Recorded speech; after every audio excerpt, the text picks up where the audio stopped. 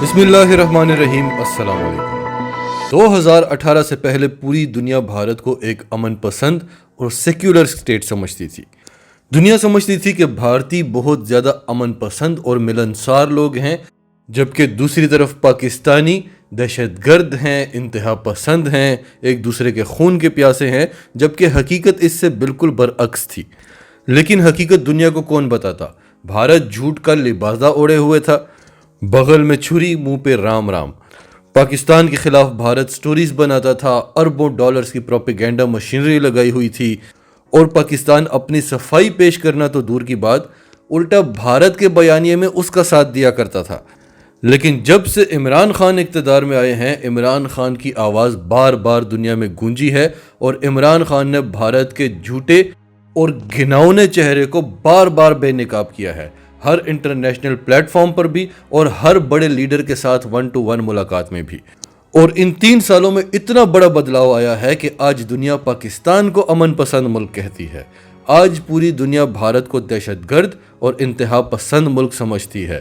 آج پوری دنیا کا ہر انٹرنیشنل ادارہ ایک بار مودی کو کم از کم ہٹلر کہہ چکا ہے، اور یہ نام عمران خان نے مودی کو دیا تھا۔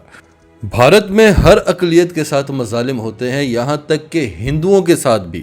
جو دلت عورتیں ہیں ان کا ریپ کرنا تو ثواب کا کام سمجھا جاتا ہے، لیکن دنیا نے اس معاملے پر اپنی آنکھیں بند رکھنے کی کوشش کی، کیونکہ بھارت ایک بہت بڑی عالمی منڈی ہے، پوری دنیا کے پروڈکٹس وہاں پر بکتے ہیں۔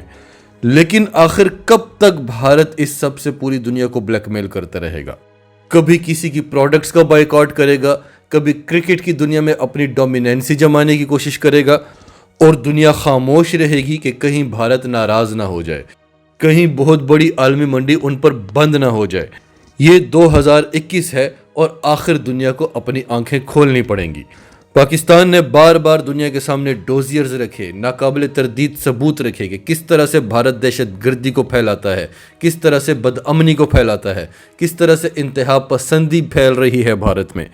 اور یہ 2021 ہے، بھارت دنیا کو بلیک میل زیادہ دیر تک نہیں کر سکتا، کیونکہ دنیا اب امریکہ کی پرواہ نہیں کرتی، تو بھارت کیا چیز ہے؟ دیر صرف اس لیے ہوئی ہے کہ جو ظلم ہو رہا تھا وہ مسلمانوں پر ہو رہا تھا، اور مسلمانوں کو اپنی جان کی خود کبھی پرواہ نہیں ہوئی تو دوسرے کیوں کریں گے؟ ابھی حال ہی میں آسام میں جو واقعہ پیش آیا ہے، اس کے بعد مسلمانوں کو بھی جاگنا پڑا ہے، OIC کو بھی ایکشن لینا پڑا ہے، اور یہ ایکشن اس نے اپنی مرضی سے نہیں لیا، عربوں کے پرزور مطالبے کے بعد لیا ہے۔ اس کے بعد بھارت کا کیا ری ایکشن آیا ہے، عرب عوام کیا مطالبہ کر رہے ہیں، اور عالمی میڈیا کیا کہہ رہا ہے، یہ ساری ڈیٹیلز ہم آپ کو آج کی ویڈیو میں بتائیں گے۔ تو ڈیٹیلز میں جاتے ہیں، اس سے پہلے اگر ابھی تک آپ نے ہمارا چینل سچ ٹی وی سبسکرائب نہیں کیا تو اسے ابھی سبسکرائب کریں اور بیل آئیکن پر کلک کریں تاکہ ہماری آنے والی ویڈیوز آپ کو وقت پر ملتی رہیں۔ آسام میں جو ہوا وہ کوئی نئی بات نہیں ہے، لیکن بھارت کی بدقسمتی یہ تھی کہ یہ سارا کچھ کیمرے میں ریکارڈ ہو گیا۔ 23 ستمبر کو غیر قانونی تجاوزات کو ہٹانے کی پولیس کی کارروائی کے دوران آسام کے درنگ ضلع کے دھول پور گاؤں نمبر 3 میں پرتشدد تصادم ہوا، جس میں 2 افراد ہلاک ہو گئے، اور یہ پولیس کی فائرنگ سے ہلاک ہوئے۔ انتظامیہ کے دعوے کے مطابق اس واقعے میں 8 پولیس اہلکار زخمی ہوئے ہیں۔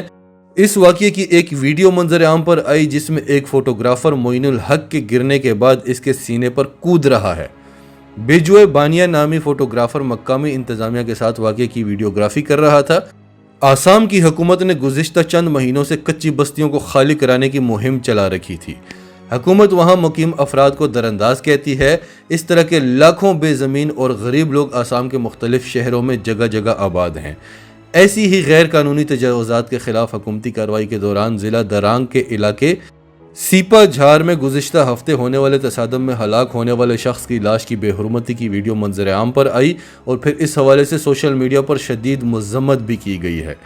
BBC کے مطابق جھونپڑیوں پر مشتمل اس بستی کے ہزاروں لوگوں نے زمین خالی کرانے کی اس مہم کے خلاف مزاحمت کی تھی، اور اس موقع پر پولیس کی فائرنگ سے 2 افراد ہلاک اور کئی زخمی ہوئے۔ ہلاک ہونے والوں کی شناخت صدام حسین اور شیخ فرید کے نام سے ہوئی ہے۔ اس تصادم کی ویڈیو میں دیکھا جا سکتا ہے کہ ہاتھ میں کیمرہ لیے ایک شخص ہلاک ہونے والے شخص کی لاش پر کود رہا ہے، اور یہ شخص کوئی اور نہیں، ضلعی انتظامیہ کا فوٹوگرافر تھا۔ اس واقعے کے بعد سوشل میڈیا پر رد عمل دیتے ہوئے عرب تجزیہ نگار عبداللہ العماری نے کہا کہ ہم فوجی اور سیاسی طریقوں سے تو کچھ نہیں کر سکتے، لیکن ہمارے پاس بائیکاٹ کا ہتھیار موجود ہے۔ ایک طرف ہمارے بھائیوں کو ہندو انتہا پسندوں کی طرف سے مارا جا رہا ہے اور ان کو واضح طور پر حکومتی معاونت دی جا رہی ہے، اور ہمیں یاد ہے کہ بائیکاٹ فرانس ٹرینڈ کی کتنی اہمیت تھی۔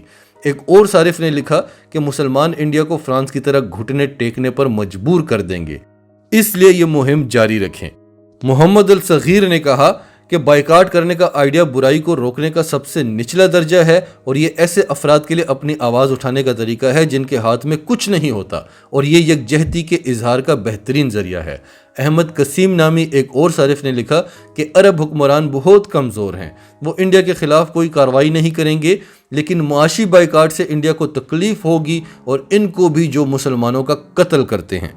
اس سے پہلے فرانس اور امریکی ریاست ٹیکساس کے خلاف بھی ایک بائیکاٹ کی مہم چلائی گئی، اور اس سے فرانس کو اور امریکہ کو کافی نقصان ہوا تھا۔ ایسی ہی ایک مہم اس وقت عرب دنیا میں سوشل میڈیا پر انڈیا کی مصنوعات کے حوالے سے بھی چلائی جا رہی ہے، اور اس کی وجہ یہ ہے کہ انڈیا کے صوبے آسام میں ایک مسلمان شخص پر ہونے والے حملے کی ویڈیو اب دنیا بھر میں وائرل ہو چکی ہے۔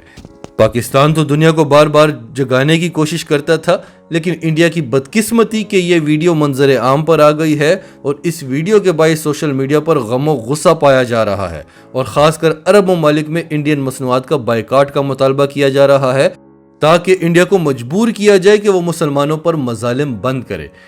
انڈیا میں سیاستدان اور انسانی حقوق کے کارکن حکومت پر اس تشدد میں ملوث ہونے کا الزام لگاتے آئے ہیں، اور سوشل ڈیموکریٹک پارٹی نے اس معاملے میں حکومتی اقدامات کو نازی قرار دیا ہے۔ ایسے میں عرب ممالک میں ہیش ٹیگ انڈیا مسلمانوں کا قتل کرتا ہے بھی ٹرینڈ کر رہا ہے، جس میں انڈیا پر نسل کشی کا الزام لگایا گیا ہے۔ ان ٹرینڈز میں بہت سے لوگوں نے بے گھر خاندانوں کے لیے اپنی حمایت اور حکام کی جانب سے ان کے ساتھ سلوک کی مذمت کا اظہار کیا ہے۔ کتاب اسلاموفوبیا کے مصنف اور محقق خالد بیڈون نے اسے ریاستی حمایت یافتہ اسلاموفوبیا اور ہندو قومی تشدد کے طور پر بیان کیا ہے۔ اس سب کے بعد مسلم ممالک کی تنظیم OIC نے ان تمام واقعات کو منظم تشدد اور ہراساں کرنا کہا ہے۔ جمعرات کی شام ٹویٹر پر جاری ایک بیان میں OIC نے اس معاملے کی میڈیا کوریج کو شرمناک قرار دیا اور انڈیا سے ذمہ داری سے برتاؤ کرنے کی اپیل کی۔ اور یہاں بھی آپ غور کریں تو OIC نے زیادہ اعتراض اسی بات پر کیا ہے کہ بھارت ذمہ داری کا ثبوت دیتا اور یہ ویڈیو منظر عام پر نہ آتی، کیونکہ OIC کو بھارت کے خلاف بیان دینا پڑ رہا ہے۔ OIC نے اپنے بیان میں انڈیا سے اپیل کی ہے کہ وہ مسلم اقلیتوں کو تحفظ فراہم کرے اور ان کے تمام مذہبی اور سماجی بنیادی حقوق کا احترام کرے۔ بیان میں یہ بھی کہا گیا کہ قومی خود مختاری کے اندر کسی بھی مسئلے کو حل کرنے کا بہترین طریقہ باہمی بات چیت ہے۔ بھارت نے اس سب کے بعد اپنا وہی روایتی رونا رویا کہ یہ بھارت کا اندرونی معاملہ ہے، اور OIC کا کوئی کام نہیں ہے کہ وہ بھارت کے اندرونی معاملات میں مداخلت کرے۔ OIC کو کوئی ایک ملک اپنی مرضی سے نہیں چلا سکتا، کیونکہ بھارت کو لگتا ہے کہ OIC نے یہ بیان پاکستان کے کہنے پر دیا ہے، اور پتہ نہیں بھارت کو کیوں لگتا ہے کہ وہ مسلمانوں کا قتل عام کرتا رہے اور دنیا اس کو کچھ بھی نہ کہے، کیونکہ یہ بھارت کا اندرونی معاملہ ہے۔ شاید وہ دنیا کو ایک جنگل سمجھتا ہے جس جنگل پر صرف اور صرف بھارت کا راج ہے۔ افغان عورتوں کا کیا ہوگا، افغانیوں کے ساتھ کیا ہوگا، طالبان کیا کریں گے، اس سب کی فکر بہت ہے بھارت کو، لیکن جہاں دنیا کا سب سے زیادہ گند پایا جاتا ہے وہاں کی آپ بات کریں تو بھارت کہتا ہے کہ یہ تو ہمارا اندرونی معاملہ ہے۔ بھارت کے وزارت خارجہ نے کہا کہ انڈیا انتہائی افسوس کے ساتھ یہ بتانا چاہتا ہے کہ OIC نے ایک بار پھر انڈیا کے اندرونی معاملے پر تبصرہ کیا ہے، جس میں اس نے انڈین ریاست میں ایک بدقسمت واقعے کے بارے میں حقیقت پسندانہ طور پر غلط تبصرہ کیا ہے اور ایک گمراہ کن بیان جاری کیا ہے۔ اس کے علاوہ بیان میں یہ کہا گیا کہ انڈیا اس سلسلے میں مناسب قانونی کارروائی کر رہا ہے۔ بیان میں یہ بات دہرائی گئی کہ OIC کو انڈیا کے اندرونی معاملات میں مداخلت کا کوئی حق نہیں اور اسے اپنے پلیٹ فارم کو ذاتی مفاد کے لیے استعمال نہیں ہونے دینا چاہیے۔ یہ اشارہ بھارت کا پاکستان کی طرف تھا۔ اس کے علاوہ عالمی میڈیا نے بھی اس واقعے کی شدید مذمت کی ہے۔ برطانوی اخبار فائنینشل ٹائمز نے اس واقعے کا موازنہ امریکہ میں جارج فلوئڈ قتل کیس سے کیا ہے۔ برطانوی اخبار نے کہا کہ بھارت کا یہ واقعہ نسلی عدم مساوات اور پولیس تشدد کی جڑیں دکھاتا ہے۔ آسام میں ہونے والی بربریت انڈیا میں نفرت، تشدد اور سزا سے معافی کو دکھاتی ہے۔ اخبار نے کہا کہ 1947 کی تقسیم کے بعد انڈیا کبھی بھی مذہبی بنیاد سے اوپر نہیں اٹھ سکا اور انڈیا میں یہی حالات ہیں، اور اب ایک دائیں بازو کی ہندو قوم پرست تنظیم اور حکمران بھارتیہ جنتا پارٹی نے پرانی نفرت کو ہوا دی ہے۔ مسلم اقلیتوں کو ہندو اکثریت کے لیے خطرہ بتا کر ان کے خلاف کارروائیاں ہو رہی ہیں۔ اس کے علاوہ برطانوی اخبار نے انڈیا میں لو جہاد، کرونا جہاد، دہلی فسادات، چھتیس گڑھ میں ہندو مذہبی تنظیموں کی جانب سے گزشتہ ہفتے کیے جانے والے تشدد، کسانوں کی تحریک، آرٹیکل 370 وغیرہ کا بھی ذکر کیا ہے۔ اس کے علاوہ تمام عالمی اخبارات نے بھارت کو آڑے ہاتھوں لیا ہے۔ ساروں کی خبریں آپ کو بتائیں گے تو ویڈیو بہت لمبی ہو جائے گی۔ آخر میں آپ کو یہ بتا دیں کہ سول رائٹس کی فیکٹ فائنڈنگ ٹیم کی رپورٹ کیا آئی ہے۔ اس رپورٹ میں بتایا گیا ہے کہ ریاست میں جاری انسداد تجاوزات مہم صرف تجاوزات تک محدود نہیں ہے، اس کے سیاسی مضمرات ہیں۔ ہیمنت بسوا سرما کی زیر قیادت بی جے پی حکومت ریاست کے اقلیتی مسلمانوں کو تجاوزات کے بہانے نشانہ بنا رہی ہے۔ یہ انڈیا کی اپنی سول رائٹس کی فیکٹ فائنڈنگ ٹیم کی رپورٹ ہے۔ ناظرین، آپ کی سب کے بارے میں کیا رائے ہے؟ کمنٹس میں اپنی رائے کا اظہار کرتے رہیں، اور اگر آپ ہمارے چینل پر نئے ہیں تو ابھی سچ ٹی وی کو سبسکرائب کریں، سچ ٹی وی فیملی کا حصہ بنیں، اور ہماری ویڈیوز پسند آئیں تو انہیں لائک کریں، شیئر کریں، تاکہ زیادہ سے زیادہ لوگوں تک یہ میسیجز پہنچتے رہیں۔